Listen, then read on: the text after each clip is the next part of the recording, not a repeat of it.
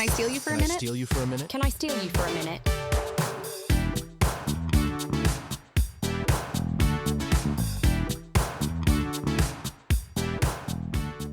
Welcome to Can I Steal You for a Minute, the reality dating recap podcast. My name is Indra Raj. And I'm Mary Bianco. And sorry we missed last week, but it's summertime. Travel schedules are abound and things are just off kilter right now. And Mary had an amazing trip to Greece, which is so fun. It was really did great. you find Nicolandria? I wish I was on a different island than them. But their photo shoot looked beautiful. They were doing I guess he collabed a lot with a bathing suit company. So they were doing a photo shoot for them. And it's like, Oh, wow. I almost feel like them selling bathing suits would backfire because I'm not going to put on a bathing suit after Alandria's had it on and think, yeah, this looks right. I could rock this. Like, no, it's unachievable, basically. So they're going strong, it seems like. Yeah, they seem to be doing great. So, and they're at the rodeo this week. And Nicolandria was like, when she said, Nicolandria. Nick was like, when she says she wants a country boy, and it's like him like carefully approaching all the animals at the rodeo. Oh my God. That's so funny. Well, that's great. Happy for them. Other things from USA. So apparently Jeremiah and Belle-a are dating. Have you seen this? No. Apparently, I could be totally... I swear I'm not making this up. They have been spotted together / maybe even posting already together. So that's an interesting pair. I'm not sure. It's like I see it and I don't see it kind of with them. Yeah, I feel like I would see it more if he wasn't with Huda. But Huda and Belle-a are just so different. Yeah. I don't know. I feel like the sex piece, like, how is that going to work? Because Jeremiah definitely wants to fuck, so. He definitely, if anyone's willing, he's ready. Right. We'll get into this because we're talking perfect match today, but Huda has gone Instagram official, or however you'd say it, with Louis, who is on the current season of Perfect Match. And part of why I'm just like not loving this season is because I feel like I just know so much about where all these people have ended up. So I'm not really invested in the journey, including Louis, who is dating Huda and maybe a match made in heaven. I don't know. They really seem like they deserve each other because Louis and Miguel are very good friends. But yes. Louis has recently, I guess, made some comments about Leah. Yes. That were not so kind. And Miguel, being an absolute gem, like he's proven to be, was just like so swift to cut him off. He was like, don't talk about my girl like that. I thought you were my friend. We're done. Yeah. Louis is so immature. It is actually hard to watch. He sucks so We will much. talk about that in a minute. Some other news from UK. So actual news is that Kai and Sonam got married. I thought about you when I saw those photos. Yeah, and I'm so happy for them. It's so rare to see like a Love Island marriage. So happy for them. Really happy for them. And then the other thing, this isn't news, but somehow my feed showed me a picture, a video of Harry from Love Island UK going to get a hair transplant. And if you see the before pictures, it's like, whoa. I've seen his and I've seen Ben's. Yes. And yeah, it was like Harry was definitely rocking the like, my hairline is receding, but there's still a little bit of hair there in a widow's peak and I'm going to leave it. And it's just like, no, just remove it. But also, okay, I guess get a hair transplant. I don't know what to think about it, but it was just interesting because like it really did. I don't find him attractive. I can see how people find him attractive, but it's like pre-hair transplant, it really was like, whoa, it kind of reminded me of like the before and after that everyone's talking about Helena. And I was like, yeah, maybe? I think they belong together. Yes. Like Shakira can get this out of her yeah system and Harry and Helena can end up back together. I don't think Harry's interested in Helena, though, ultimately. No. I think she really likes him. And also, like, Harry is going to give a shit about public opinion. And I mean, like, spoiler, him and Shakira came in second. So, and that's not because of him. So he found his ticket. So we're recording on Monday. So because this is the only day we could record this week, again, summer schedule. Sorry, not sorry.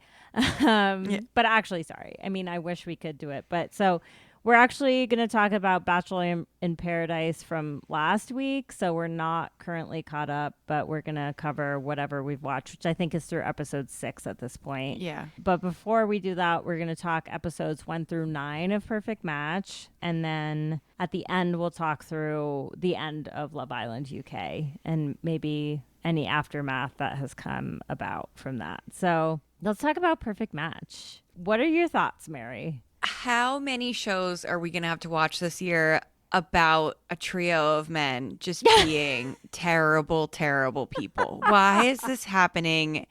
I actually think there's more than 3, but in the episodes that most recently happened, it was Ollie, Louis, and Daniel just being gross. They're just gross. And it's like you were saying that so much of this season was spoiled. And so we're watching, and I guess we should probably start with Ollie and AD because they are kind of like the center couple of this season. Yeah. We're watching Ollie and AD knowing that they are engaged and having a baby. Yeah. And AD is a stand by your man gal. She's made that very clear. Yep. But I'm just thinking, like, how much of this did she know for real before getting pregnant? Yeah, like he does, like, by episode 9, he doesn't necessarily reveal, but she knows quite a bit. Like, she knows that they, like, actually cuddled. Does she know that they kissed? I don't know that. Yeah, she knows that. But it's like watching it is such a different thing because like when you watch Ollie with Justine, it's like, oh, he actually is vibing with her like in a real way. It's not just like a distraction. Yeah. It's like, oh, he actually really likes her and like he's acting like so romantic with her, I felt in the room. Because I don't remember which episode this is, but there's a point where Freddie and AD are told that they have to leave, but it's clear to everybody that it's just for the night. Like no one thinks that they're leaving permanently. Yeah. But Ollie kind of immediately acts like AD's never going to come back. Like he goes on a date with Justine from Love Island and Olivia. I don't know who she is. No idea. And is all over Justine in the same way we see him cuddle AD from the very beginning. Like, if you just are watching the first 6 episodes of this, you're like, oh, Ollie and AD have such, organic chemistry together. Right. They immediately clicked like they were a couple. They were cuddling so fast. The way that they sit together, they're just like 2 puzzle pieces. He just sits like that with women he's interested in. He uses all the same moves, the same eye contact. He acts all smitten. Like, I think he is smitten. I think he's just like, I know that men in their 20s especially have trouble looking beyond what's in front of them. But all of these people have been on reality TV before and have seen the consequences of acting a fool on reality TV for themselves and others. And yet they still are like, yeah, let's get wasted on this like time off thing and make out with everyone and act a fool. And like, it's just use your fucking brain. Yeah. Like this is not going to end well for you. Yeah. And all of them go back to their original like choice because duh. It's the way that it always goes. And I'm not like blaming the women, but like if you put yourself in this situation, so they basically get divided into retreats one day, and there's a group of kind of like singles that are floating. Like if you don't watch Perfect Match, it's kind of like they do it every season. Yeah, they bring in. There's a group of singles that power couple of the week or whatever, can choose to set other people up on dates with. But there are just this group of people that sometimes don't get invited to the house because the couple in the boardroom didn't think they'd be a good fit for anybody, or they didn't have enough people to bring in. And so all of those singles, the boys are in one place, the girls are in one place, and they send the original girls and boys separate from each other. Like a 1 day Casa Amor, but these people know they're going back that night to their original couple. Yeah, there's no overnight. It's like literally a day at a bar with a pool. Yeah. A day at a bar with a pool, and everyone loses their minds. Like it's like Temptation Island, but on an even shorter timeline. Yeah. And there's one girl, Alex, that's there from Temptation Island who did the same exact thing she did on Temptation Island here, and then is shocked when it doesn't lead to different results. And I'm like, and I'm not blaming them. The men are idiots. And like, Alex was one of the girls in the bathroom, wasn't she? I don't know. Oh, wait. No, I don't think she was. She was definitely. She was an interest of some of the men, though. Like, she got quite a bit of attention. Yeah. The one that got engaged really liked her, and it was hard to watch. Right. Oh, yeah. And she was like not reciprocating. No, she was into Brianna, I'm pretty sure. Right. Yeah, it's just like, what is wrong with these people? I mean, it's just, I don't know. There's been too much of it in a row on these shows, on different shows. We just like seeing these like stupid ass immature men, and it's frustrating. So, I mean, let's talk through these couples. So, Adi and Ollie, like, I just feel like every time they come on, I'm like, I'm so uninterested in you two. Like, in the beginning, maybe it was interesting seeing like how they met each other and like what the vibe actually was. But now that they're sort of established and all the drama's unfolding, I'm like, I don't really care about this because I know you two are together and having a baby. Yeah. And like, whatever's happening here is just like bullshit that Adi probably should have dumped his ass, honestly. But like, here they are. I can only hope, because I never want a young family to like not make it, you know? I hope that Ollie has learned to not be such a fuckhead when there's a beautiful woman in front of him. Like, I don't know. I don't have high hopes, but I hope that's the case. I don't have high hopes either. Like, Ollie is a dog. Like, he jumped at every opportunity that he had. Yep. But AD, she puts her head in the sand. Yeah, she'll forever be one of the biggest flops and disappointments from this franchise, because I remember when she came in the first couple of episodes, we loved her. We were like, she's so like, she's so outspoken. She's not going to take shit from anybody. And then we just watched her proceed to take shit from, was it Clay? Yes, it was Clay. From Clay. Yes. And kind of the same thing happened here, where she's holding his feet to the fire like a little bit, but then immediately caves to everything. And her language is so male-centered in a way that I'm really tired of seeing, and is becoming a trend. Like, starting off with, I want an alpha. If we're on a date, it's 100% he pay. If it's bills at home, he's paying. Like, that part, you know how I felt about that part. Oh, yeah. That was hard like, to watch. Fuck this. Like, please stop saying shit like this in front of millions of people. Like, no woman needs to be told that it's okay, that you should be expecting your man to pay for everything in your life. Like, it's just so backwards.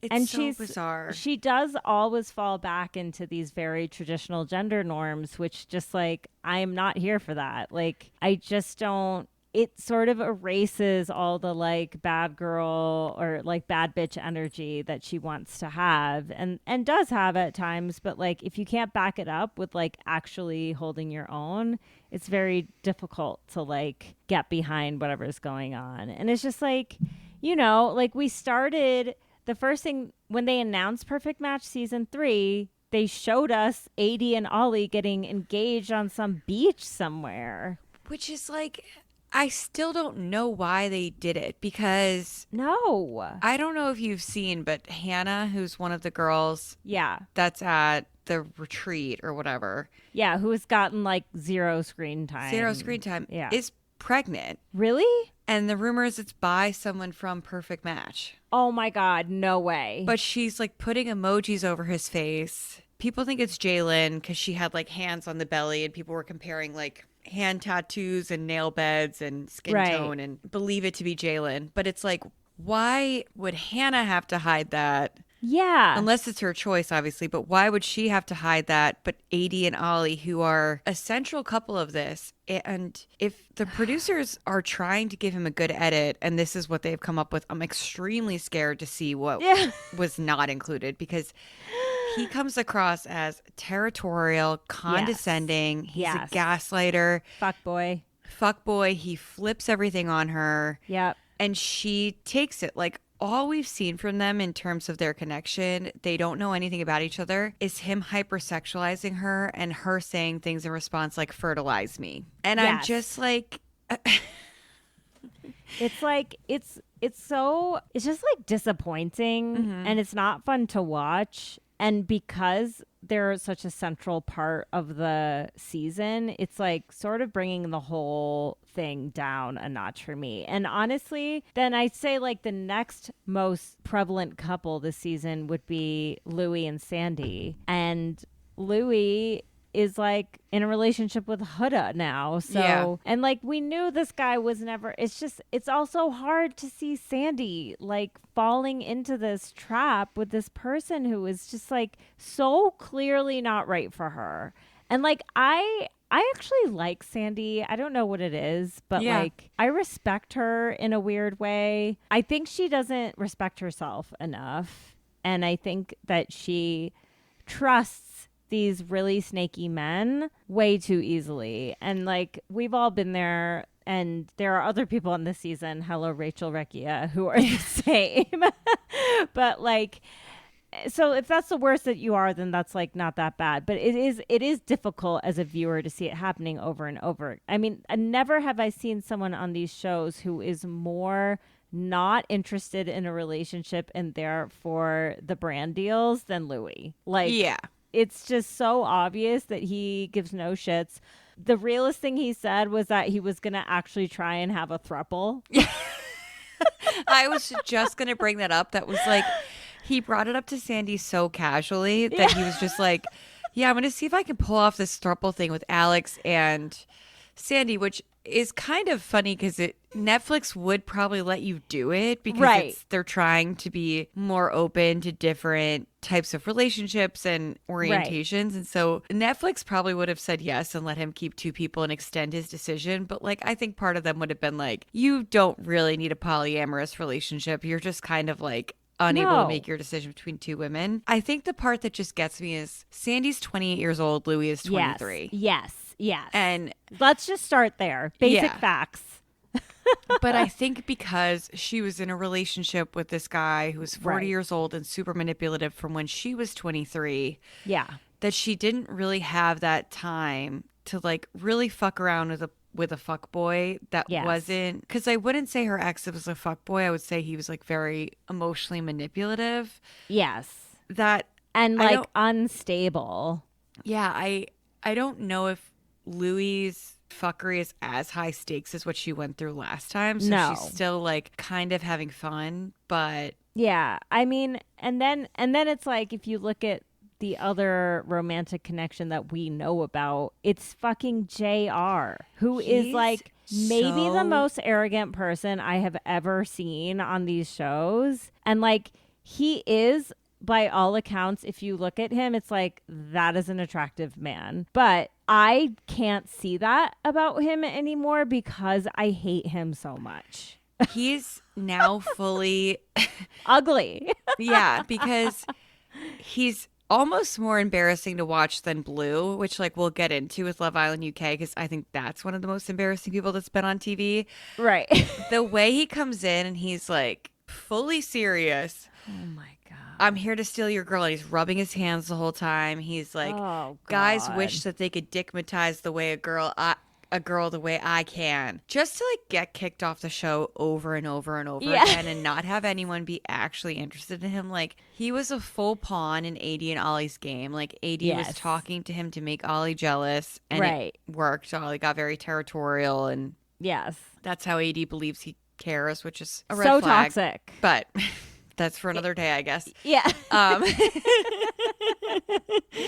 But and to not get picked over and over again. Yeah. And then his social media being like him. Oh my God. His social media is unbearable to watch. I might have done it's him like walking on the beach, and it's like the hardest thing you'll have to do is letting go of someone you love with your whole heart. It's oh my God. It's like, how many times can I watch your wedding footage with your ex-wife's face blurred out and talk about how like she stole everything from you? Yeah. No. This man is like, it's been sort of like poetic justice to see him get rejected so much, but yeah. It's just like, just going back to like, this is someone Sandy connected with as well. Like, Sandy can do so much better. I think she's going to be fine. But like, I do think she like genuinely likes Louis. And I'm just like, what do you like other than the fact that he's hot and like arrogant?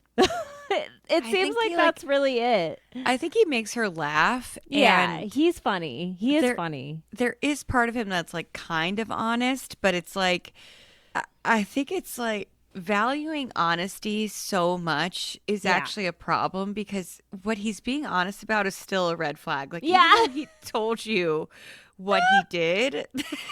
And you were like, okay, at least he was honest about it so we can move on. It's like, if he killed someone, would you just be like, at least he was honest about it? Right, at least he confessed. Like, I'll stay with him while he's in jail. But no, it's so wild. Like, and so that being another central relationship is just like, ugh, I just want to get through this. I don't even want to watch these scenes. Like, I know that these two, even if they leave, like, even if I didn't even know about the Huda thing, it's just like so obvious that this is not a relationship that's ever going to work. So it's just like, it's just frustrating. To watch. And then it's like all these other boys, like Daniel, like ugh.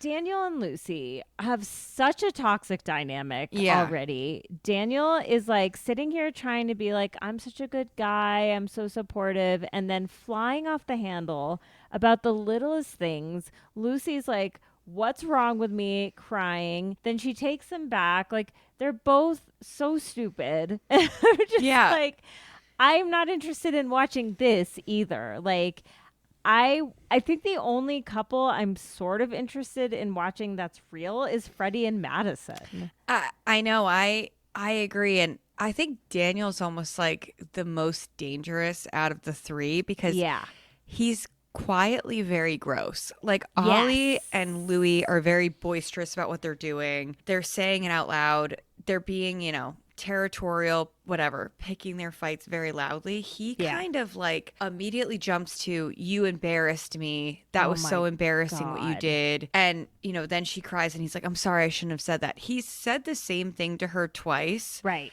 And then immediately is like, I'm sorry, I shouldn't have said that. And then, is away from her for 1 second and is spending the whole day making out with Olivia, who he's never talked to before or been set up on a date with. Licking the inside of her thighs. Like, I know it's a dare, but like, you could have just like kissed it, or like, you could have said no. Yeah, you could have said no. Like, there's so many ways in those games where you don't have to take it that far. But it's like, and literally AD is there and they're like, but you can't say anything. And it's like, what do you think is going to happen? Like, also, this is all being filmed. Yeah. This is all being filmed. 80 is there. Also, you know that the other people, Nick told you, there's a mega mixer tomorrow where everyone is getting back together. Even if AD fulfilled her pick me promise where she wouldn't tell the girls what happened, which I was worried was going to happen. And I was going to be like, what the fuck is wrong with you? Yeah. All of the other girls are coming back. And it's just a delay by like 24 hours. Like, if you try to dog them and not talk to them at the party, guess what I would do? Tell all your shit to everybody. Like, no. And when Louis turns to Ollie and goes, well, you'll just tell AD that you won't match with her if she tells people what we did. I'm like, so what do you think that this is? so fucked up. It's so fucked up. It's so like snaky and weird and like boys club and just like disgusting. And Daniel looks good on the screen, but I have a feeling that Daniel is like very hot in person. And I am scared for any woman that crosses that man's path because he is very manipulative and he is very hot. So it's like, it's a problem. Yeah, I don't see it with him. So I was Oh, thinking really? the same I see thing it. that he must be very attractive in person. I don't like that haircut, and I think he was wearing like tight jean shorts at one point, and I was like, not for me. I don't like the haircut. If you focus on the face, though, it's like, oh, that's a good face. But all things aside, he sucks. Lucy, I don't really care about either way. I'm just like, I just feel sad for her. yeah, she seems like a good enough person. I'm not like rooting for her really. I'm just like, I don't think you deserve to be treated like this though. Like, it's not your fault. You shouldn't be crying like this in such an intense way already. This is not a good dynamic. So she was like this on Too Hot to Handle too. Like, I think she was really? a miscast for that show because she did fall so fast, and the guy she was with moved on. Yeah, she seems sweet. I just feel like I don't know anything about her other than she's like allowing this toxic man to like treat her like shit. Yeah. And I don't love that. And I don't think it's her fault. Again, I don't like watching it. That's the other thing. It's uncomfortable. So then there's like Freddie and Madison, and like Freddie is perfect. He's perfect to the point where he has no male friends in the house because who is he going to talk to? No, I know. He's so attractive. He's so like validating of women's feelings. He's so like sure of himself. He's kind of funny. Like, he's just like, he's so hot. He kind of has everything going because I was like, oh, Freddie seems so sweet. Right. He'd probably be boring in bed. And then his questions during that like matchup with your partner's answer, I was kind of like, oh no, I bet Freddie's like good in bed. Like, oh, yeah. And it really seems like it. And we weren't the biggest fans of Madison on Love is Blind, but I think they actually are really cute together and are the only couple that I'm rooting for. Well, I still have questions about Madison. I'm not totally like in her court, but I do like her more than anyone else. And she's getting a very good edit, if nothing else. And I think like you can't fake all of that. Like, she's very genuine and she's very like, straight up with like how she feels and why she likes Freddie and all the things and why he's for her. It was like, did you notice like Ollie making snarky comments about Madison? Because based on like how she was, and like, here's an example, I hope, of someone who has maybe like learned from the past and able to move beyond it. Because I remember on the Minnesota season of Love is Blind having this like weird love-hate relationship with Madison in the pods. Like, she would say a lot of things that I really agreed with. I really appreciated. It was like refreshing. And I was like, oh, I like this person. And then she would like turn it around and be super manipulative and like weird. And I was like, no, I don't like that person. We saw that like a little bit with that guy Cody, who I didn't like, so I didn't care that it happened to him. It was, and maybe this is just an effect of Freddie coming in and him being perfect. Like, as soon as she goes on the date, she's partnered up with Cody. Yeah. And then she goes on a date with Freddie, and we must be missing something because all of a sudden she was like, goodbye, Cody, you disgust me. Bye. I never want to see you again.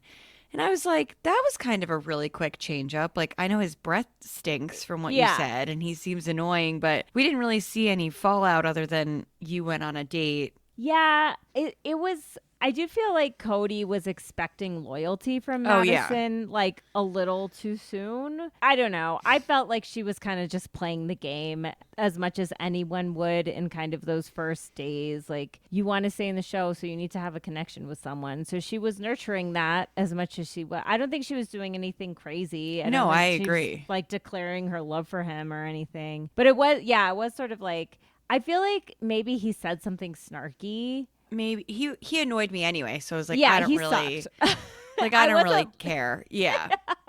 And I was like, he's not hot enough to act like this. Like, No, but it's like people getting their panties in a bunch about him like being rejected by Madison. I was like, this doesn't hold water for me. Like, particularly if you're in the boardroom and you see Freddie, like, yeah, I'm gonna try and go on a date with him on day 2 of this journey. Yeah, it's day 2. We've spent one night together. Yes. Freddie's an option. I'm going. And like, Right. Cody does this thing that really bothers me. He adds "as a man" to a sentence where it doesn't make sense. I already don't like it where it's like, as a man, it's already a bad phrase. But when he goes, as a man, it just wasn't meant to be about Madison going on another date. And I was like, that really doesn't make any sense.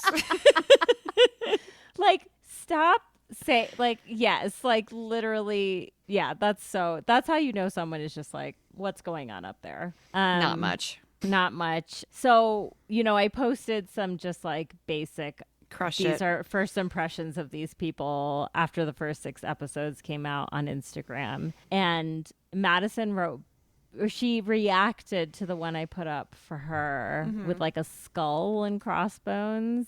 And I think I interpret that as like they're not together. Well, her response to the one about Freddie, because you wrote something like, we'll be disappointed by all of the men after Freddie or something. Yeah. And she wrote like crying face to that. Right. And then you wrote he's too perfect, and she did like skulls to that, so like dead. Yeah. And then she also did crying. Right. Okay.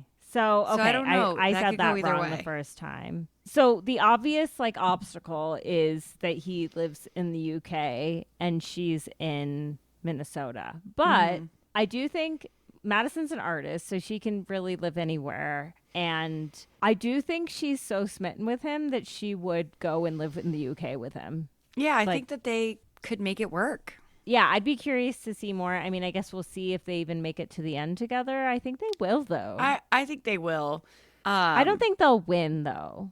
No, I think Adie and Ollie win. Yeah, which is disappointing. Which is unfortunate, but we'll see. You know who else I actually liked together, and we haven't seen much of it, is Rachel and Ray. She was so giddy to be partnered up with him. At first I was like, Scott is so clearly playing the game. So clearly. But he's very hot, Yes. and Rachel just desperately needs to have fun. So I was kind of like, I liked Scott for her because he'd be very fun. Like, Yeah. they'd hook up, they'd have a good time.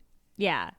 You can't be serious with Scott. Like, No. she found out that Scott fucked around at the retreat, and she wasn't even really that sad because it's like they weren't together for that long, and also Right. it's Scott. But it is nice to see her like giddy with someone and jumping up and down to be partnered with him, and it was really cute. And he was like excited to be with her too. And it's so often that unfortunately that we see Rachel getting really excited about a guy and him losing interest quickly. Yeah. And like, I don't know, I guess it's early with her and Ray, but like I have hopes that maybe that wouldn't happen with them. I don't know. I appreciated that their first conversation was about how they both fall really quickly. Yeah. And that they're kind of all in people. And I'm like, maybe that is the type of person that Rachel needs, is like someone who is there with her in that, like, I am so obsessed with you and I will do anything for you, even though I don't really know you. Yeah. Like, here I am. Let's get married, do the damn thing. Like, I feel like maybe they could match each other's energy that way. I agree, because after this bullshit with Clayton where like she gets brought in, the people who Right. brought her in didn't know that Clayton was the Bachelor when she was and it's interesting because she keeps saying I'm from the Bachelor. She doesn't really say I was the Bachelorette. No, she doesn't. I think it's clear in some of the conversations later because someone mentions that she dates 30 guys. That, Right. like, she has other conversations about it. But no, she doesn't lead with that, No. which is And interesting. Clayton doesn't know what the word intuition means. Yeah. Sometimes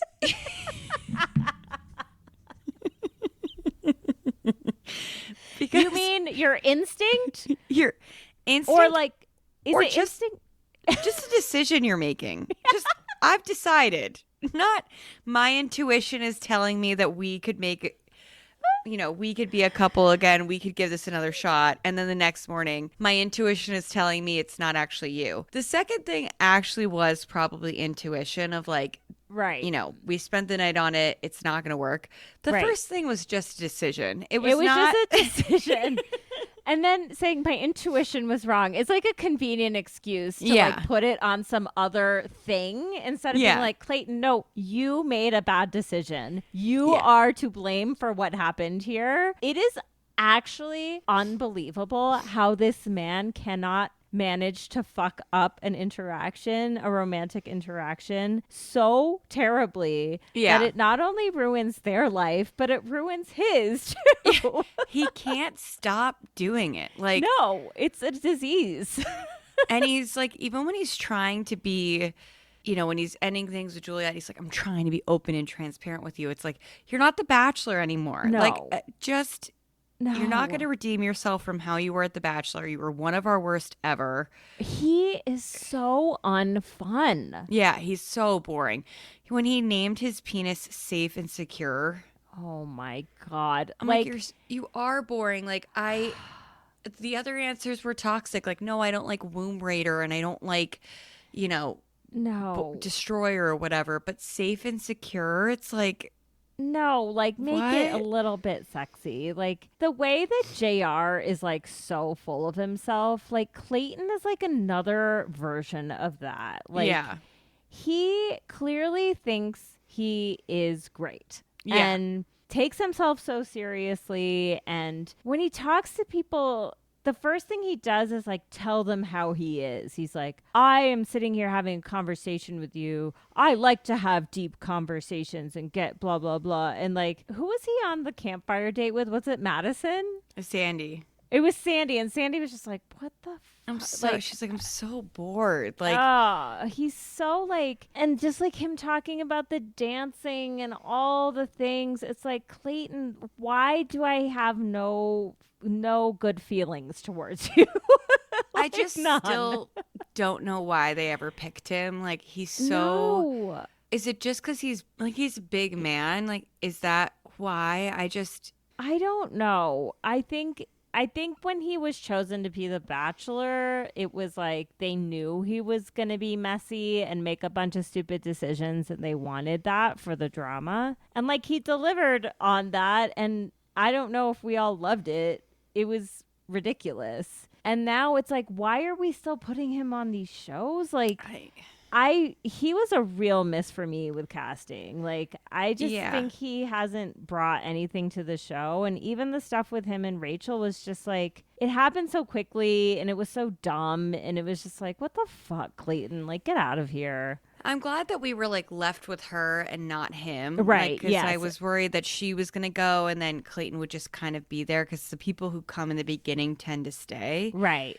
But Juliet, who he was with in the beginning, was like bored by him really fast. Yes. And like that wasn't going to work out. So there's no one really to pull him back in. So kind of like when he showed up for the retreat day, I was like, I think I would have just gone home if I were you. Like, no, totally. And like he knew that too. It's like, Clayton, once you show your true colors, like whatever attractiveness that someone may have seen in you, it just immediately flies out the window. Yeah. And the only person who's still falling for it is Rachel, and you don't like her, and she feels really stupid for it. So it's like, oh God, that's her immediate reaction is just like, I'm so dumb and crying and like, Pisces to Pisces, I definitely understand her.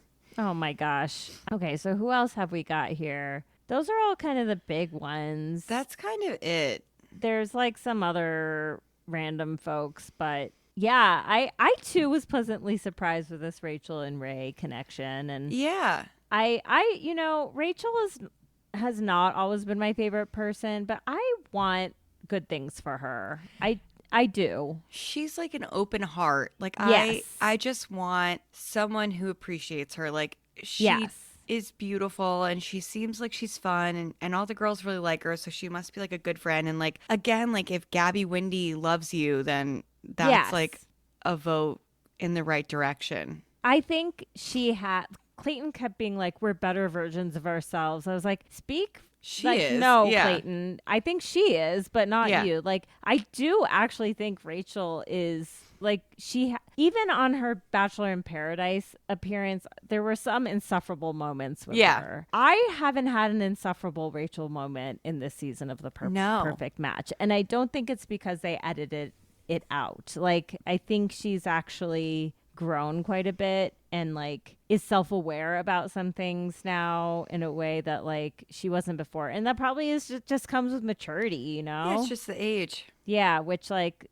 again, it can work wonders. It can. Yeah, I agree. So that's kind of it. There's one more episode. It's the finale. It'll probably be really boring. Yeah, I mean, they needed a movie night. They needed certain stuff to extend this a little bit because there's a lot of bad behavior that's going to go unchecked. Yep. And there's not going to be a reunion. They don't do a reunion for this show, do they? No, I think it would be kind of a waste. It would be a waste. We may get those like little post show cards at the end about where everyone's at, which honestly, I'd be very happy with that. Just like, here's a 2-sentence update. Like, and like Nick Viall interviews will probably come. Right. I think the only couples I actually don't know what's going on and would like to know is Freddie and Madison and like whoever Rachel ends up with. Yeah. Because, And if Freddie is not with Madison, like put him on another dating show. Just I can keep him coming back. like you can use him as many times as you want. I'm happy to see Freddie on my screen. Yeah, he's the blueprint. I love him. Yes, we love him. Okay, so moving on to Bachelor in Paradise, episode 6. So before we hopped on here, you were saying that like just the season overall is not it for you. So say more about that. I just think we've lost the whole point of the show now. Yeah. Because there were very few people that came in and actually shook things up. And now we have very few couples left. And 2 of those couples are Brian and Parisa and Jeremy and Bailey. Oh, and then also like Dale and Kat and Jonathan and Leah who don't like each other.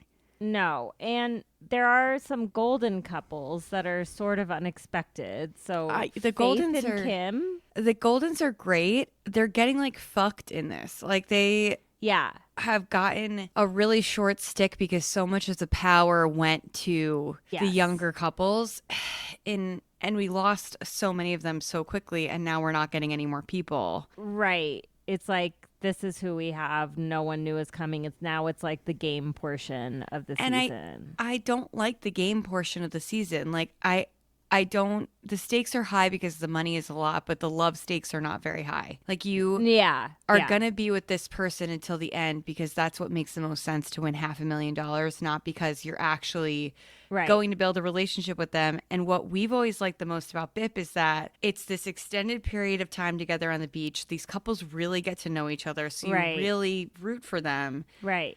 And now it's like, I don't believe in any of these couples really, except for Faith and Kim out of nowhere. Yeah. And you can't trust anything you see from here on out because it is because the stakes are so high. Like, if I was still on the beach in a couple and I didn't care about my partner, you best believe I would be acting like I was in love with this person. 100%. Like, that is, and I don't know, that to me is interesting to me as a viewer. Like, I'm doing all that I can to like get in the right mindset for this, but I agree with you. Like, I miss those things as well. I think I'm sort of like in it for the experiment at this point to see where it will go. Like, what will the challenges be? How is this gonna play out? But it's like, the relationship portion of it is like almost over. Yeah, it's dead. And I think for me, the gamification of a show that was about just like finding love in a very like slow, casual way on the beach, they can't now go back to what they used to do. So Bachelor in Paradise is over. Like they even if this gets renewed for another season, this money being out there, they can't undo that now. Yeah. And so the Bachelor in Paradise that we loved is over. Right. And it's not even like the small stuff like the theme song and whatever. It's like the format of just having these people like hanging out together and you know them and you're familiar with them in a way that you're not with Love Island. Yeah. They can't go back to that now, and it has to be this gamification. And I also think like, and I saw someone tell the bees on TikTok talk about how disorienting it is to when this country is going through what it's going through and so many people are struggling for basic needs, to watch people who have access to brand deals that pay them $50,000 to $500,000 per brand deal compete for $500,000. Like, it's so much money to watch these people compete for that it's very dystopian with everything that's going on. Like the Hunger Games, Suzanne Collins was inspired because she was flipping around her TV and she saw Survivor and then like another reality dating show back and forth with each other. Oh no, it was Survivor, the Iraq War, and then, you know, like I think The Bachelor, just flipping back and forth between the three and just feeling like, what the heck is going on? And like, I think I'm there a little bit with this, which is obviously dramatic, but I'm just kind of like, it's not sitting right with me. And I want it to, like, I want to have fun. I want to enjoy the competition, but I'm just kind of like, I just miss when they were falling in love and sweating on the beach and the crabs were biting them and like.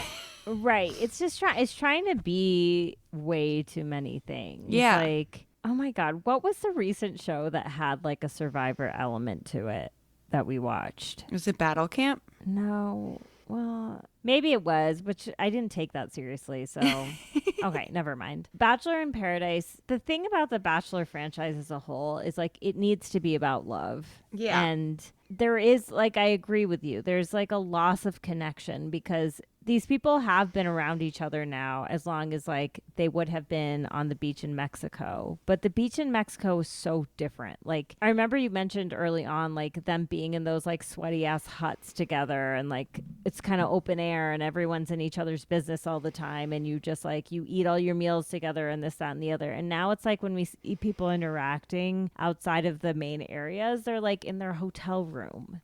Yeah. And it's a different vibe. And like they had to do it if they were going to bring the Goldens. And I do love having the Goldens. So I do understand like why they can't really do it the way they did before. But there is a loss in like connection between these people. Like I still just don't, even if some of these people did have real connections and like feelings for each other, I don't believe it really as much as I would on a BIP season of yore. I don't believe it. And I think it's like a combination of things. I love the Goldens. That's like the best part of the show. Like if you could just follow the Goldens doing what they're doing, because they are like earnestly looking for a connection. Like, you know, we famously don't really like Leslie, but like her and Gary seemed to like each other. And oh no, I don't. He visited her in Lake Tahoe this week. Wait, what? He visited her in Lake Tahoe. Big G, come on. Okay. I mean, I hate Leslie so much. Like, I can't overstate that. And Gary is such a bright light. And I'm just like, her energy will eventually bring him down. And I can't have that. Like, we won't get to see it. They're gone. I know. And I'm actually happy about that. I do think that Bailey made the right decision with the couple she chose. Yes and no. Like, based on what Bailey knows, I do think she made the right decision. Right. Bailey's not seeing what we're seeing from Brian and Parisa, where it's just like a shit show and she really shouldn't be with him because she tries to ask him a question and he just like pouts and acts like a baby and totally shuts down and like. But to me, that decision may have been a bit of gameplay. Yeah. To keep a weak couple in. Maybe seeing the cracks in the foundation with Brian Parisa and saying like this couple will not make it to the end, so it's good to keep them so that gives us a leg up. Yeah, that's what I think, but I don't know. If it came to like a popularity vote, like you know that everyone's going to vote for Gary, so you gotta get him out. Yes. But like what Jeremy doesn't know is that Brian is planning to use the information he has against him. That he's holding on to this card that Jeremy was throwing a fit about not wanting to really be with Bailey and picking Susie in his back pocket and will use it at a time that's most convenient to him. Yes. And so that's the kind of gameplay that you just like can't really expect or know about. But it's like Jeremy thinks he knows everything. Jeremy, like Jeremy's saying he hates the Golden. Dead to me. Done. But I have to say the way he said it was so funny. He was like, I hate the Goldens. Like they just go on and on and on. And then the way they showed Gary like having that monologue with himself. Yeah. With whoever else was there standing with him. It was a funny like moment of TV, but I was like, Jeremy, do not come for the Goldens. Like whatever you do, don't come for the Goldens. I don't know what Jeremy thinks is happening for him.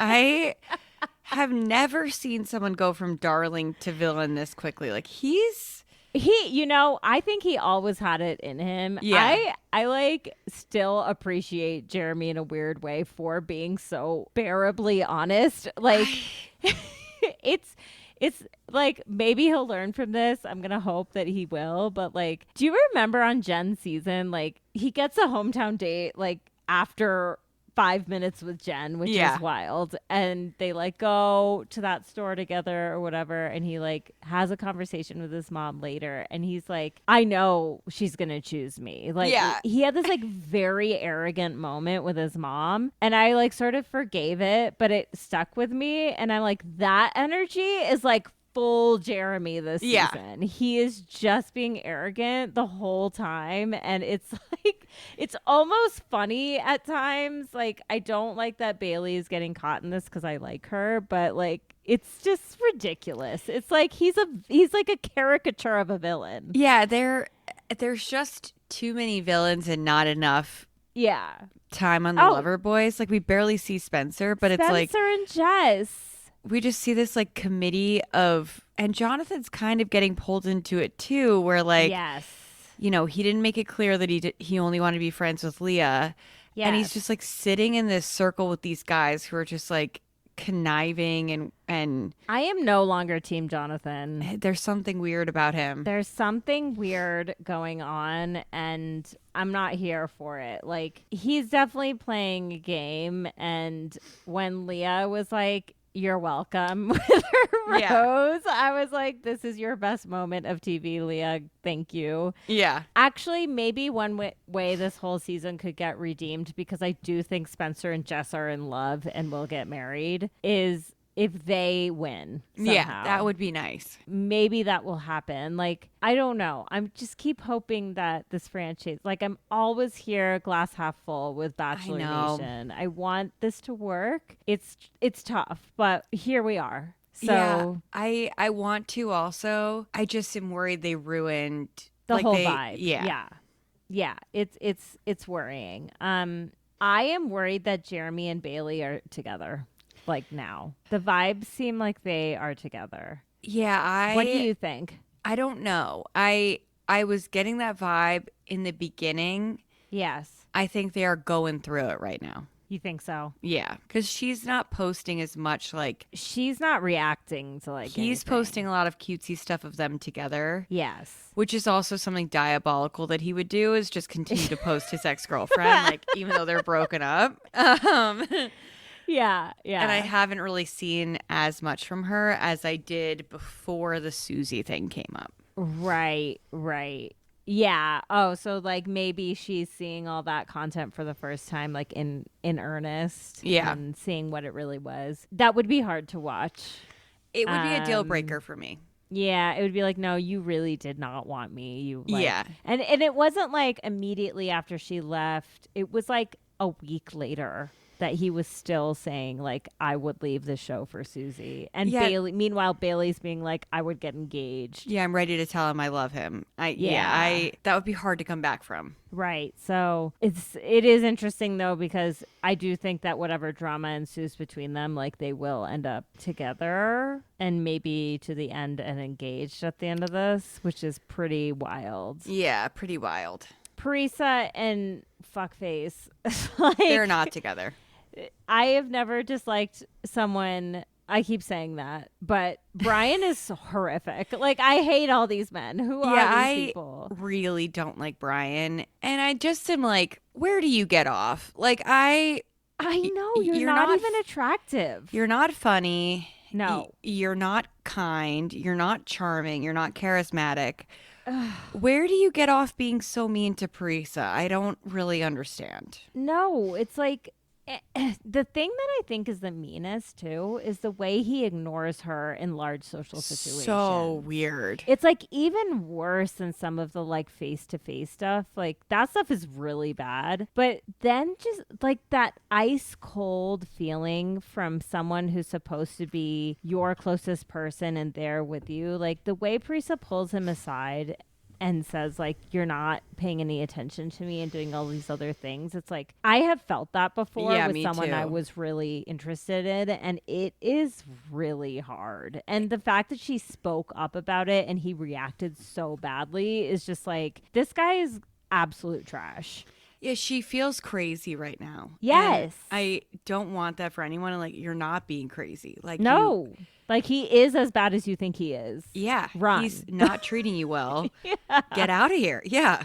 No, totally. Are those the only couples? I mean, is are Faith and Kim the only golden couple left? No, Keith and Kathy are there. Keith and Kathy, which like... I think they're kind of perfect together. They both seem like partiers. They're laughing, they're having a good time. They're laughing everything off. Like, right. And then we have Alex and Andrew who like aren't really doing much. I sort of love them. I like them too. And I actually do hope that I don't think they're ready to get engaged. No.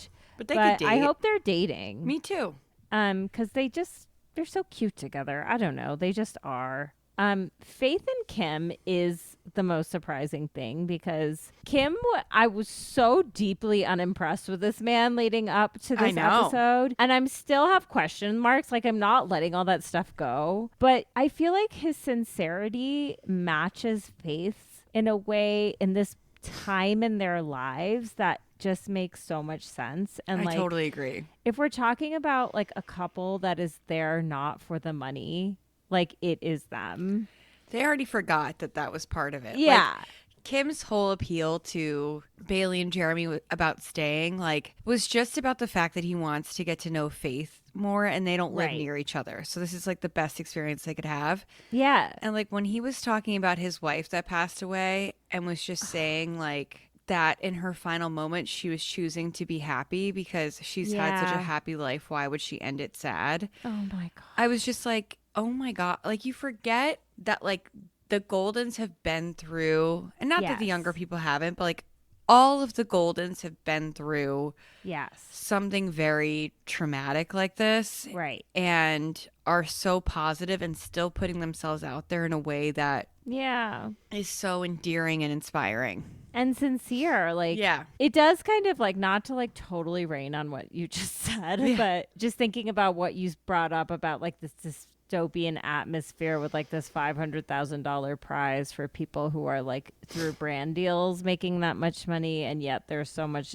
inequality and whatever. I'm like, the Goldens on this show do not need $500,000. Like, they are all also okay. Like, can someone win the money and then like donate it to charity?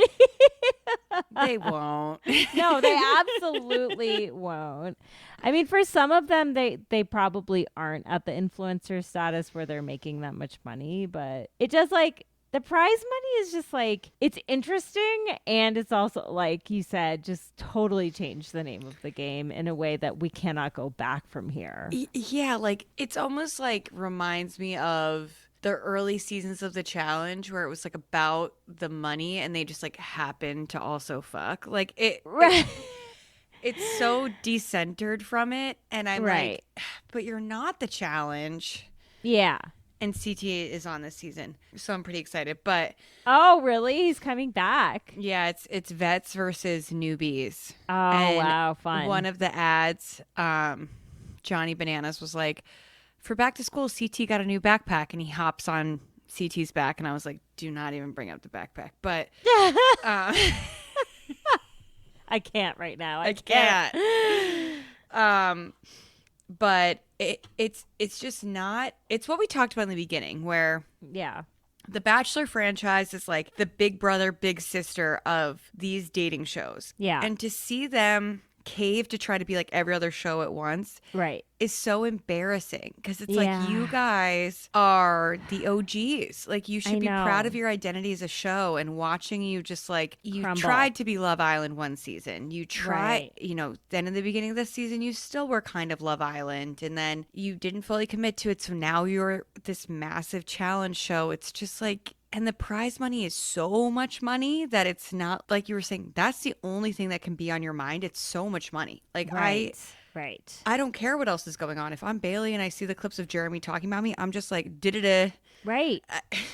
It's No. so much. Totally. I mean, I think what this boils down to ultimately for this franchise, and then also in the aftermath of Love Island USA's last season, is like, you need to put everything you can into casting. Yeah. Like, because in the normal Bachelor format, we had one of the most successful seasons of The Bachelor with Joey. And that was not that long ago. No. That was like 2 years ago. So it can be done in this, in 2025 or whatever. Like, we can have a great season in the original format with real love when we choose the right people for the season. Like, you get a lead like Joey, and he's like, Joey's amazing, but he's not the only person out there who can carry a season like that. And of all the applications you're getting and the amount of people who want to be on reality TV these days, like, there are genuine people. And same for Love Island USA. Like, you can do a better job with this. Yeah. And when you take care of that piece of it, it just feels like the other things fall into place. Having agree. watched so many of these shows at this point and so many different iterations and thinking about it like deeply, really, it's like, casting is where it's at. Yeah. And this one, you have to play the long game with casting, because if you want us to still care about people and have them be interesting years after they were on the season, you have to think about every season that way. Right. And it really feels like they phoned it in with a few of them. Like, Jen's men were terrible. Right. Terrible. And then, like, we got Grant's season from that, and it wasn't the greatest cast from that. So it's just like, no, Grant ended up being like a really shitty bachelor. Yeah. And you can't tell me, I mean, I don't know what they do behind the scenes when they vet these people or the processes they go to, but I do hear that it is pretty extensive. Yeah. And I think there are people who understand people in those places who know who these people are. So why are they making the choices they're making? Like, it ultimately, a show about finding love should be a show about finding love. It should not be about all this other bullshit. Because right now, it's like the thing giving me life on BIP is like Faith and Kim falling in love with each other. Yeah. And like, seeing Spencer and Jess, I want to see them more. I know. I want to see Alex and Andrew be happy with each other. Like, those are the things that are fun and light, and like, that's ultimately, I think, why people tune into these shows. I think it's so easy to follow the dramatic curve at every moment, and then it just like inevitably shoots you in the foot. Like, Yeah. Huda is the example of that. She is what ruined season 7 of Love Island USA, and they knew who she was. I've said this so many times, but it's just, it applies to what I'm saying here too, so I'll just say it one more time. I believe in that so strongly now. I think that, I don't know, I think it's possible to have a successful OG season of The Bachelor that is true, or BIP or The Bachelorette, that is just, here is someone finding love, and it can be riveting. Yeah. And we're going to miss that again with this season of The Golden Bachelor, because instead of recasting this fucking guy like they should have, Mel, we just have to watch. Well, I don't know if we'll watch. They're airing a season of a guy who says, if you're over 60, I'm just going to break up. I'm just going to dump you. And then now if he doesn't do that, we know he got a talking to, and he's just going to keep the, 60 plus for like a requisite number of weeks. I saw an update on this apparently, I think they are filming right now. He addresses it with the women in the mansion early on. His comments about this and how they were inappropriate and blah, blah, blah. Like, a producer came to him and was like, listen, this is a Golden Bachelor show, so we cannot have 40 and 50-year-old women on this. Like, get a fucking clue, you asshole. Yeah. So I think he got the message, and I think part of probably keeping him on the show was that he apologized. Yeah. So I think we will see that in the season.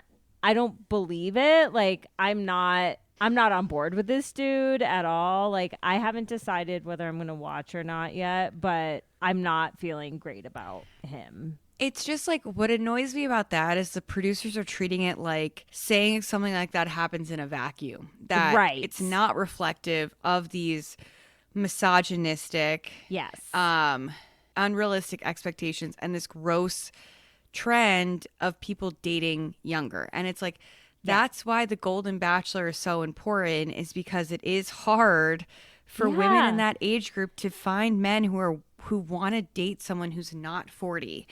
And so it's literally the point of the show. And so they've completely undermined it. Yes. With this guy. And he told them who he was before the show started. Mm-hmm. And they still proceeded. Like, it would have been more fun if they played it up like they were like, you know, fake some producer scenes where they're like, do the announcement. And then they're like, oh shit, he said this, and they're scrambling, whatever. And then they bring someone in. And it's like, here's the hero of our season. But because they're lazy about casting and think that their audience is fucking stupid, they're just going to hope that this apology is enough and then we forget. But we're going to inevitably see other stuff that reflects his feeling towards women of a certain age. And that's going to ruin the feel-good part. Like, the best part about Gary's season is, like, him legitimately falling in love with 70-year-olds and, like...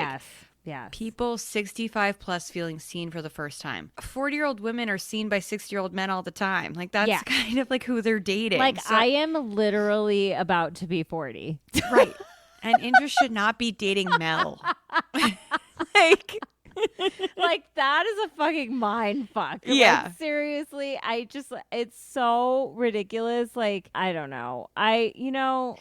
It takes me back to when they named Gary as the Golden Bachelor. And I was sketched out from him by, like, in the beginning. I gave him the benefit of the doubt, but I knew something shitty was going to happen with him. Because I think, unfortunately, a failure of that generation is that the guys had permission to be pieces of shit, like, even more than the 20-year-olds we're seeing on Perfect Match. Like, which is scary. So there are going to be skeletons in the closet. There's going to be bad behavior. You're going to get shitty comments like the one that we've gotten. So I'm almost like, can we just, like, skip the Golden Bachelor and just do the Golden Bachelorette? But I don't know if I even believe that. I don't know. It was a real miss not to recast him. They could have found someone else. And I don't know. I just want to know, like, what are the behind the scenes conversations happening when you choose to keep someone like that? Like, no one is forgetting. We are not going to forget that he said that. No. And that is in his heart. No, it's like they operate as if we don't have social media. Like, right. I don't know. It's like they're living in the Stone Ages. But anyway. Okay. Enough of that. We have to talk about the end of Love Island UK, which has crowned Tony and Cash the winners, the first American ever to win. Yeah, listen, when you get a shitty season of USA, you might get a good season of UK, and, like, vice versa happened last year. Like, yes, Tony winning really came out of nowhere, but I'm, like, happy that it happened. I was fully who are you expecting to win? Who was even in it? Yaz and Jamie. Yeah. I was worried Meg and Dijon were going to make it to the final, but for them not to even make it, I was like, hee. I know. That was like, they were so hated. But that's just because we're so jealous of them. They're boyfriend and girlfriend now. Of what they have. They just know that we're so perfect. Have you heard the Surviving Dijon drama? No. Oh, this is crazy.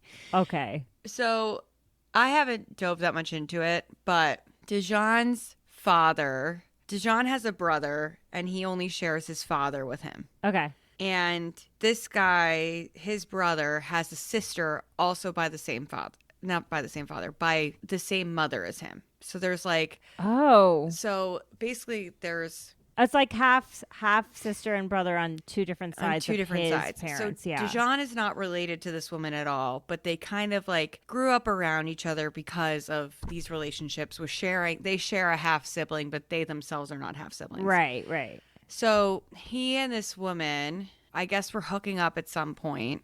Okay. And she has since written an audiobook called Surviving Dijon. Oh my God. And I What? haven't listened to the clips about it because I just haven't had the bandwidth for it. But the summaries I've been getting are pretty much just confirming that this is a dangerous narcissist that we are dealing with. Wow. And Family Day just really reassured for me like how scary this person is and how blind the group of people around him is and not holding him accountable.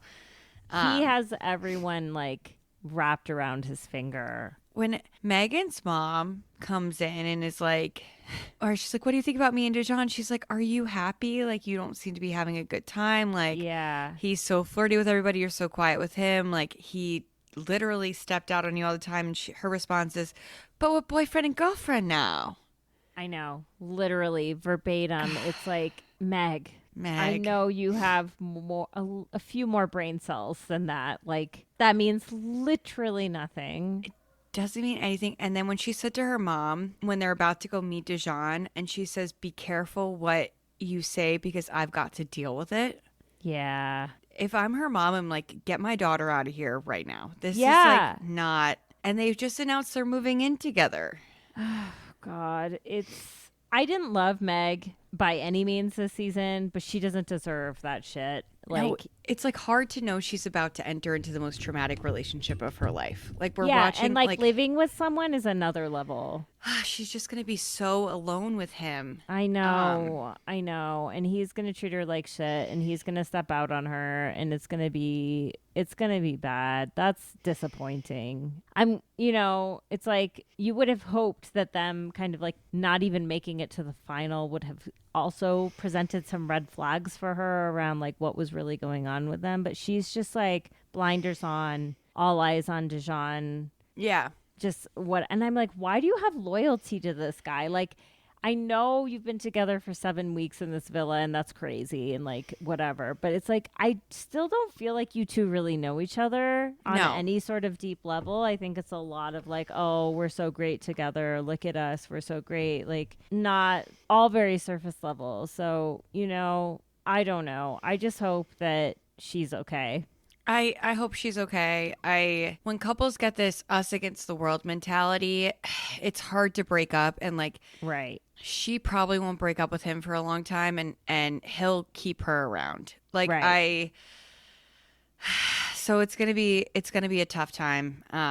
Definitely. And like unfortunately her only friend from the villa is like Helena, who's so obsessed with being one of the guys that she's also not gonna help Megan you. like checked out of the friendship? I think so. Like now she's just back in Ireland with Connor, and like good for them. They're so hot. Like Megan and Connor are going strong. Like their content that I've seen is so cute.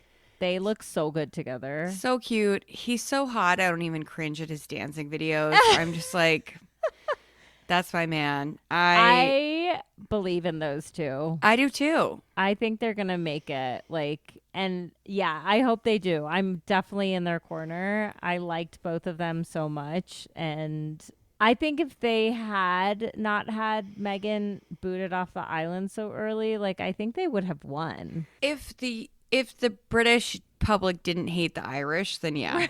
But they would rather let an American win than the Irish win. Which is unbelievable. But here we are. Helena leaves without anyone. Blue is the most embarrassing person alive. When they're playing that game with the chalk and Megan says something about Tony sitting there going, oh, period. Like... And he calls Tony a pick-me while he's partnered with Helena. I was like, you don't know what that means. Yeah. Get out of here. Get out of here. What a waste of time. Like, I wish they hadn't brought him back. Yeah. And he just he truly was a waste of airtime. Such a waste. We didn't need him there, but whatever. Good riddance. They got rid of him not a moment too soon. Yaz and Jamie, like, I saw the thing that worries me for them is like Yaz does not want a family. And that's totally fine. Jamie really does. You can tell. Yeah. She kind of backed off a little bit from that. Like when Blue was like, I just see you guys as not compatible because you don't want a family. She was like, I'm not going to make that decision based off of a literal Chucky doll that was in here. Right. And so I think there's still a maybe, which is almost harder because you could end up really falling in love with somebody and you can change your mind about things like that. I think Yaz was just saying that. Like, Yaz strikes me as someone who like probably does not want to have children and therefore leads me to should not have children. Like, I don't think she's really built for that. And I think she knows that. And like, I think it went beyond the like Chucky doll thing. I think it's like something she's thought about and she's pretty committed to. Yeah. And I think like you could just see the pain on Jamie's face when he sort of really came to terms with that. Because I feel like if anyone's going to compromise in that situation, it would be Jamie. It would be I don't him. want that for him. I don't either. Like, I mean, as like I've been saying this whole pregnancy, it's like being pregnant is very hard. You have to really want it for this to be worth it at all. And I'm sure parenthood is even harder. So it's like the craziness is only worth it if you really want it. If you've been talked into it, it's just like every single day would just be like a constant. And that's not going to serve your relationship. No. Like it is one of those things where it's like you need to be on the same page with it because it's not just like, oh, we'll try this thing. It's like a lifelong decision that you cannot turn back from once you've gone down that path. So I hope they're having fun. Are they still together? They're still together. Unfortunately, Yasmin's cat died while she was in the villa. Oh my God. Are you joking? No. Oh no, poor girl. I think when her mom and her sister came and said everything's fine, they just didn't want to tell her that her cat had died while she was so close to the end. Oh. So the way she spoke about her cat was as if it was meow, her meow. child. So. I know. Oh, that's so sad. Yeah. Oh, I hope she's okay. Me too. But she was like the other night, Shakira, Harry, Tony, Cash, and Jamie all got dinner together and Yaz couldn't come. So I wonder if it had something to do with that. With the cat. Yeah. Yeah. Oh, man. Well, I hope that they have some fun together. Yeah. They're young. They're hot. They like each other. Have a good time. Have a good time. Who knows? Things could change. They're both really young. So there's time. But I did sort of think it was the right call to not make them the winners, ultimately, because even through all of that, it never seemed that serious with them. No, I think Cash and Tony had, similar to Serena and Cordell, that arc that we really like, where it's like one person kind of strays away, but then realizes the mistake that they made and really works hard to make it up to the other person. Right. And in this case, it was like particularly charming because Tony was such a closed book, and so like, I'm a bad bitch, I'm right. And so to watch her be like truly humbled and like upset by her own actions and make it up to Cash to the point where like he tells her he loved her first and off camera, and they didn't say it until they won. Voting was closed. Yes. So like, I believe in them. She's moving to the UK. Yeah. I mean, I am like, I did not believe in it, like, because I just felt Tony was so into Harrison that it was like there wasn't going to ever be someone who like she genuinely connected with after that point. But I do think her and Cash ended up having enough time to sort of create those bonds. I think her family coming in and reflecting back to her what a great guy he is and how much she was potentially missing if she didn't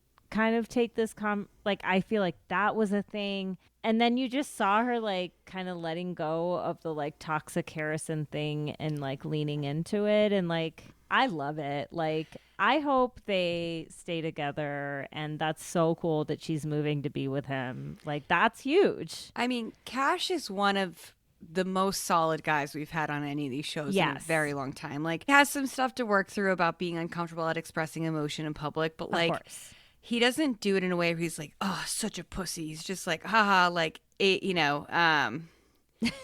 he's like, AI's gotten really good now, like, whatever. Yeah. Right. And so he just is such a good man. And I do think Tony's like a really good person. Like, I think that that's shown through her friendships and her relationship with her mom is very close.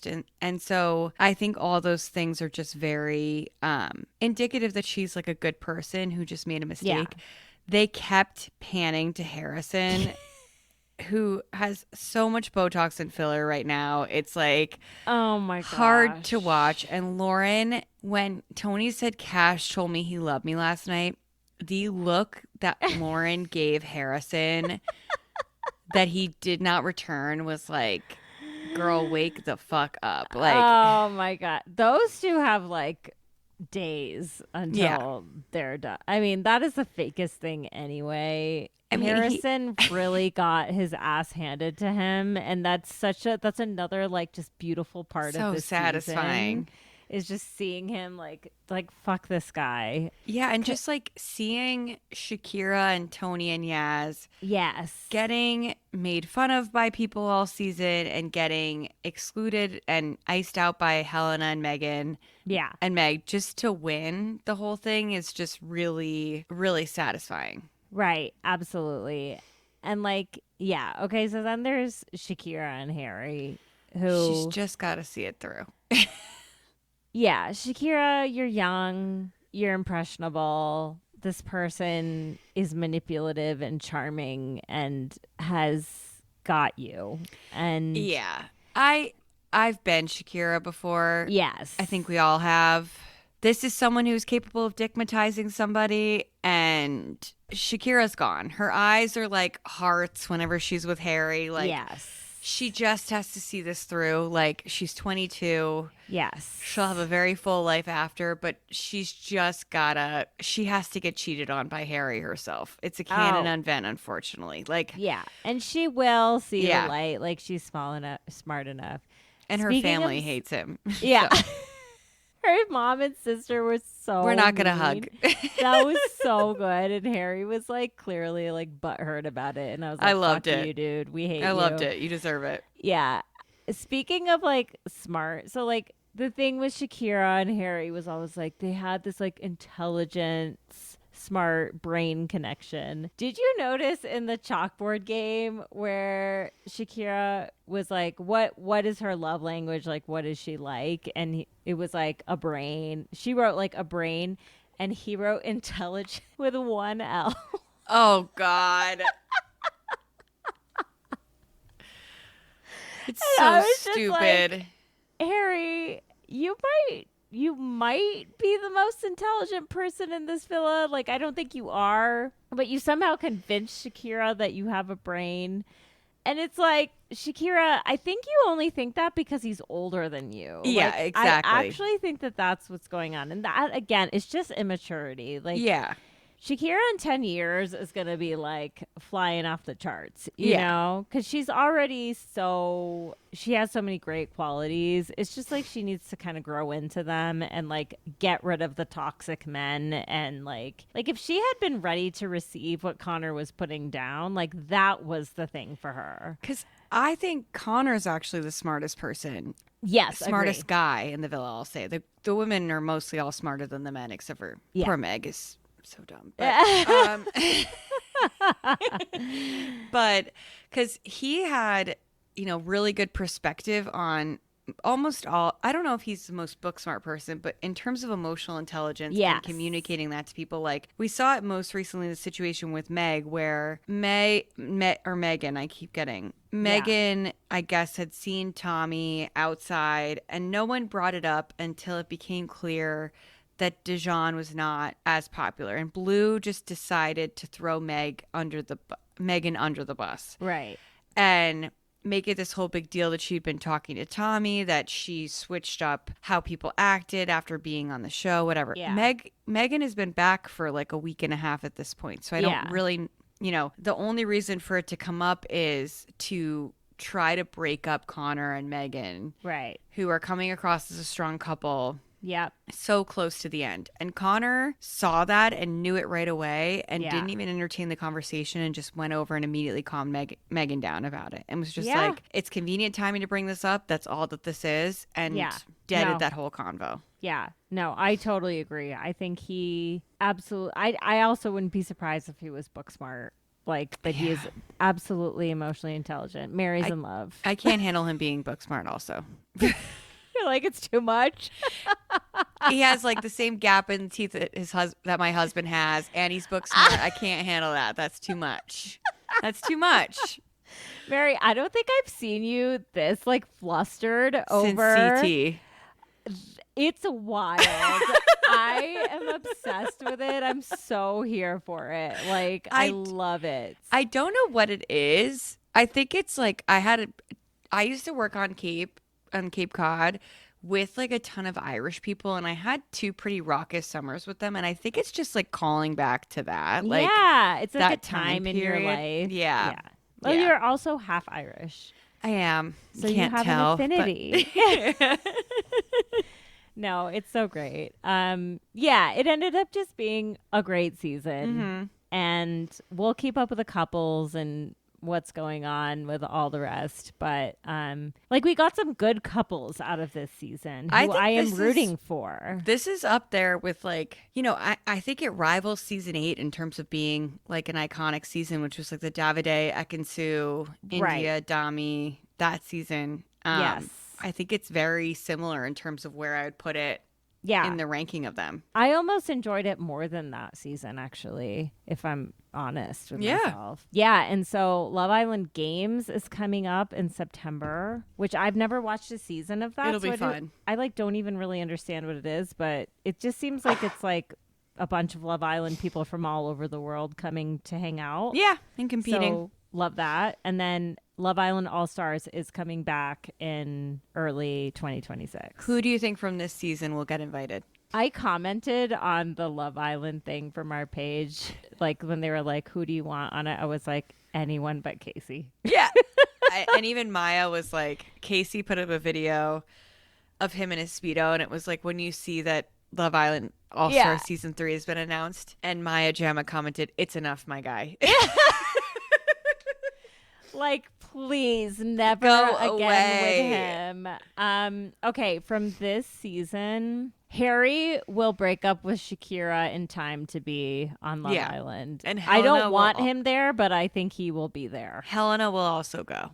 Helena will for sure go. I don't want to see anyone else because I don't want them to break up. I could see Harry and Shakira going on, actually. Yeah, that would be fun. I think Shakira could really like ruffle some feathers because she was such a like hot commodity. Yeah.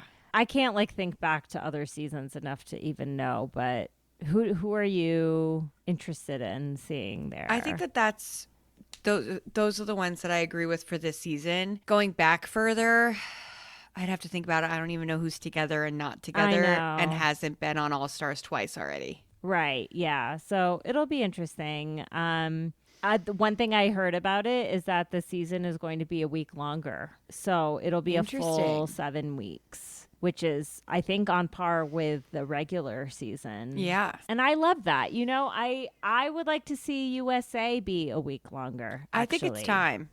I think, now that we have the audience, we have the interest, this season could have been different on a lot of levels. I think if they had that extra week to sort of let all the crazy drama that happened towards the end sort of settle in and whatever couples that were there sort of sink in. I mean, I don't know if it could have been saved. Honestly, I was so happy for that season to end. So yeah. But with better casting and real relationships, I think it could really work. I think Beyond the Villa is a testament to season 6. We could have done an extra 2 weeks or a week. Yep. But with this cast, I was happy for it to be over. Yeah. So it is one of those things where it's like, well, can you just like make an on the call decision? Yeah. We don't need to know when it's going to end. We'll watch it whenever. Yeah. I don't know. Okay. So that's it for this week. Up next week, we'll be talking through the Perfect Match finale. Love Island UK drops in 2 days. Oh, Love is Blind UK. Sorry. Love. Yeah. Yeah. I'm sorry. We're starting over again with Love Island UK. I am so excited for Love is Blind UK. Really excited. Really excited. So we will definitely be talking about that. There'll probably be 6 episodes to cover. Yeah. We'll get some memes going. Definitely. And we will cover the Bachelor in Paradise. 2 weeks. Probably 2 episodes because Yeah. we're going to record later next week. So sorry we had to do it early this week and we didn't cover whatever you're watching or watched last night or are about to watch. Yeah. We'll have a recap later on about that. We're doing our best, guys. I just got back from Greece and then tomorrow I have to go to Vermont for a wedding that's on Thursday. So it's, oh my gosh. It's a lot, but it's almost over. It's summer. And that's the thing is like, we haven't had this full of a schedule until the summer. I know. Like, schedules are crazy. Like, even if you don't go anywhere, like, even just like with kids, their schedules are so different that like my whole vibe is thrown off. Yeah. And it's just like everyone's vibe. The summer vibe is different. Yeah. And just easy peas. So thanks for like being thank patient you. with us and just following along as we do. Okay, this is a long episode, so we're going to sign off. Gotta go to bed. Gotta go to bed. We gotta get this shit down. So thank you for listening. We love you so much. Love you. Cheers, lovers. Bye. Cheers, lovers. Thanks for listening to Can I Steal You for a Minute? Subscribe wherever you listen to podcasts, and if you like the show, please leave a rating and review. Follow